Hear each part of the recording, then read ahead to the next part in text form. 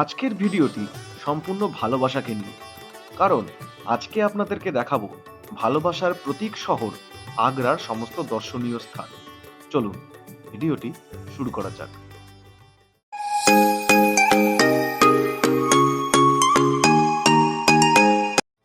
আগ্রাতে আমরা মোট 2 দিন ছিলাম এবং প্রথম দিন আমাদের ঘোরার একমাত্র জায়গা ছিল তাজমহল। তাজমহলে প্রবেশ করতে গেলে কিছু গুরুত্বপূর্ণ তথ্য জেনে রাখা ভালো। এখানে মোট 3টি গেট আছে, একটি ইস্ট গেট, একটি ওয়েস্ট গেট এবং আরেকটি হলো সাউথ গেট।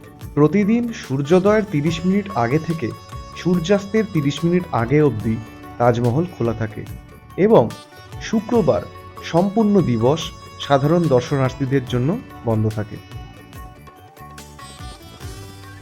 তাজমহলের গার্ডেনে ঘোরার জন্য প্রবেশ মূল্য হলো 50 টাকা এবং তাজমহলের মধ্যে প্রবেশ করতে গেলে মূল্য হলো 500 টাকা।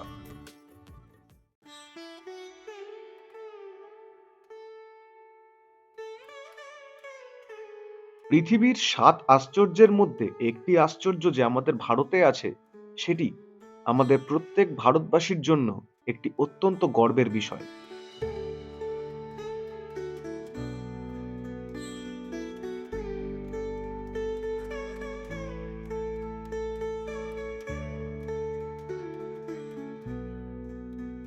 আমরা সকলেই জানি যে তাজমহল মুঘল সম্রাট শাহজাহান তার প্রিয় পত্নী অর্থাৎ মমতাজকে উদ্দেশ্য করে বানিয়েছিলেন। এই তাজমহলের নির্মাণ কার্য শুরু হয়েছিল 1631 খ্রিস্টাব্দে এবং এটি শেষ হয় 1653 খ্রিস্টাব্দে, অর্থাৎ মোট 22 বছর লেগেছিল এই ভালোবাসার সৌধ নির্মাণ করতে।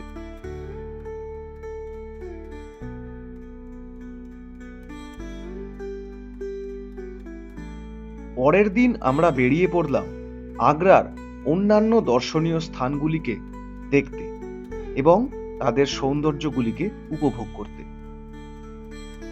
দ্বিতীয় দিনে আমাদের প্রথম গন্তব্যস্থল ছিল ফতেপুর সিকরি। এটি হলো ফতেপুর সিকরি যাওয়ার পথে আগ্রা গেট। এই গেটকে অতিক্রম করে একটু এগোলেই সামনে ফতেপুর সিকরি যাওয়ার রাস্তা পাওয়া যায়।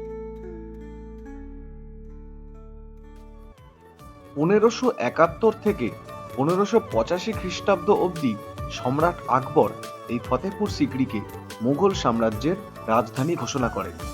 পরবর্তীকালে 1610 খ্রিস্টাব্দে এই সমস্ত শহরটিকে বর্জিত করে দেওয়া হয়। সহজ বাংলায় বলতে গেলে এই ফতেপুর সিকরিকে আকবরের বাড়ি বলা যেতে পারে, অর্থাৎ এখানে তিনি তার 3 পত্নী অর্থাৎ রাকিয়া সুলতান বেগম, যোধাবাই এবং তার খ্রিস্টান পত্নী মারিয়ামের সঙ্গে থাকতেন।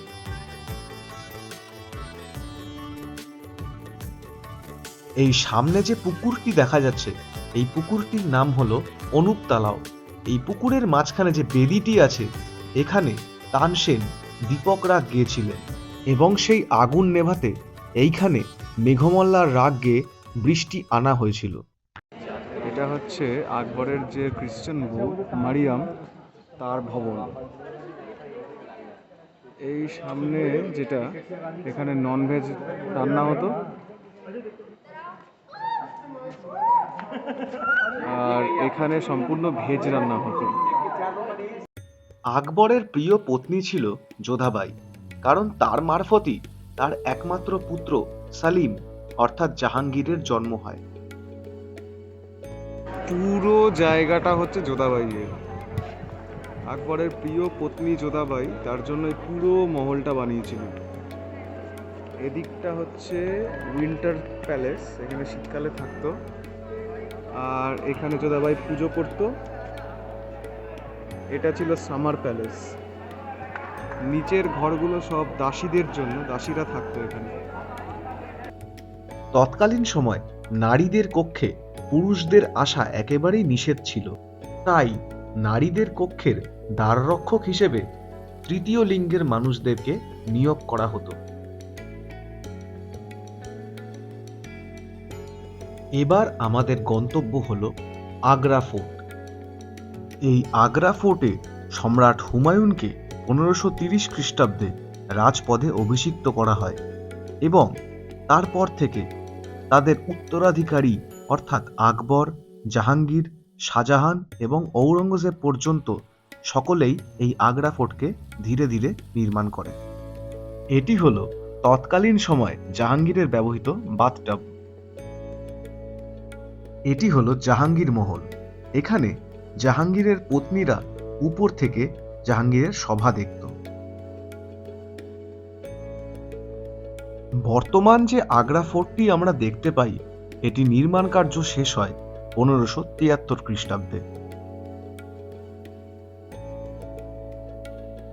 এই জাহাঙ্গীর মহলের বাইরে থেকে উকি মারলে একটু দূরেই তাজমহল দেখতে পাওয়া যায়। এবারে আমরা প্রবেশ করতে চলেছি শাহজাহান মহলের মধ্যে। এই আগ্রা ফোর্ট সম্পর্কে অন্যান্য অনেক তথ্য গাইডের কাছ থেকে শুনে নিই। ये डबल स्टोरी का रूम है, ये ज़्यादा चाकरन का रूम है, लेडीज सर्वेंट रूम। सामने गार्डन है, इस गार्डन का नाम अंगूरी बाग है। जहांगीर ने कश्मीर से मिट्टी मंगाया। এই যে সামনে ঘরটি দেখতে পাওয়া যাচ্ছে, এই ঘরটি হলো শাহজাহান এবং তার স্ত্রী অর্থাৎ মমতাজের শয়নকক্ষ। का जो भी जजमेंट होता था उसे दीवाने आम के अंदर आम पब्लिक के सामने सुनाते थे। ये ब्लैक थ्रोन है दादा, ये कसौटी का पत्थर है जो सोना चेक करते नहीं जोरी लोग, वही थ्रोन है। उसकी बात हो। हाँ, ये सिंगल पीस का थ्रोन था।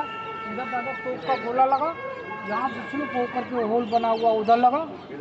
इसके ऊपर व्हाइट मार्क का छतरी था, उसके गिर जाने से थ्रोन टूट गया। ये मैडम वाटर गेट है, जो मैंने 3 गेट बताया था, Amar Singh gate, Delhi gate, water gate. ये वाटर गेट है जो क्लोज है। अब इधर आपको बताया जाता था, देखो इधर आइए। এই সামনের যে ঘরগুলি দরজা বন্ধ আছে, এগুলি ছিল তৎকালীন ট্রেজারি, অর্থাৎ এখানে টাকা তৈরি হতো। এটি হলো দেওয়ানে আম অর্থাৎ সম্রাটের বসার জায়গা। এখানে বসেই সম্রাট সমস্ত সাধারণ মানুষের সমস্যা দূর করতেন। এইবার আমরা আমাদের আগ্রা ভ্রমণের সবথেকে আকর্ষণীয় জায়গায় চলে এসেছি, অর্থাৎ পূর্ণিমার রাতে তাজমহল দেখা। উল্টো পাশ থেকে চাঁদের আলো যখন তাজমহলের গায়ে পড়ছে, তখন যেন তাজমহলের সৌন্দর্যটাকে আরো 10 গুণ বর্ধিত করে দিচ্ছে। ভিডিওটি এখানেই শেষ করছি। ভিডিওটি কেমন লাগলো অবশ্যই জানাবেন। ভালো লাগলে লাইক, শেয়ার এবং সাবস্ক্রাইব করবেন।